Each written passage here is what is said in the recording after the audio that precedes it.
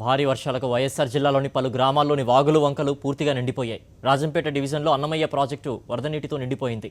దీంతో నందలూరుకు చెందిన 5 జాలర్లు చేపలు పట్టేందుకు ప్రాజెక్టులోకి వెళ్లారు. అయితే ఎగువన ఉన్న పించా ప్రాజెక్టు నుంచి నీటిని కిందకు విడవడంతో వరద ఉధృతి ఒక్కసారిగా పెరిగిపోయింది. దీంతో 5 జాలర్లు నీటిలో చిక్కుకున్నారు.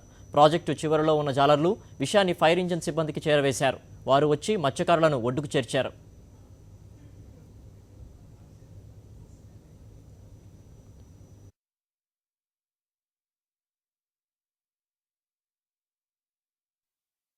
చైతన్య సార్ సుబ్బయ్య అతని పేరు పెద్ద సార్ పెద్ద మీదే ఊరు నందలూరు గుడికాడు సార్. నిన్న 2 గంటలకు తిన్నాం సార్ చేపలకు.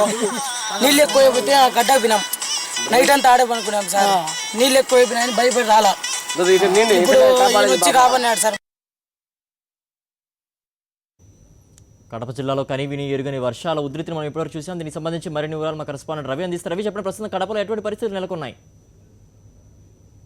పించా డ్యామ్ లో వాటర్ నిండిపోవడంతో దిగువ ప్రాంతంలో ఉన్న అన్నమయ్య జలాశయానికి వాటర్ విడుదల చేయడం జరిగింది. గత 5 రోజులుగా జలాశయంలోని వాటరు దిగువ ప్రాంతంలో ఉన్న చేరు నదులకు వదలడంతో ఈ స్థాయిలో వరద నీటికి రావడంతో అప్పుడప్పుడు ఎక్కువ స్థాయిలో ఉండడంతో సూపర్లకు 10 ఏళ్ల తర్వాత వాటర్ రావడం కొంచెం ఆకర్షణ జరిగింది. ఈ క్రమంలో అక్కడికి వచ్చిన వాళ్ళు వారం రోజులుగా 2-3 కూడా చేరు నదిలో కొట్టుకొని మరణించడం జరిగింది. అయితే నిన్న వాటర్ కొంచెం తగ్గుముఖం పడటంతో చేపలు పట్టడానికి 5 జాలర్లు నదిలోకి దిగడం జరిగింది.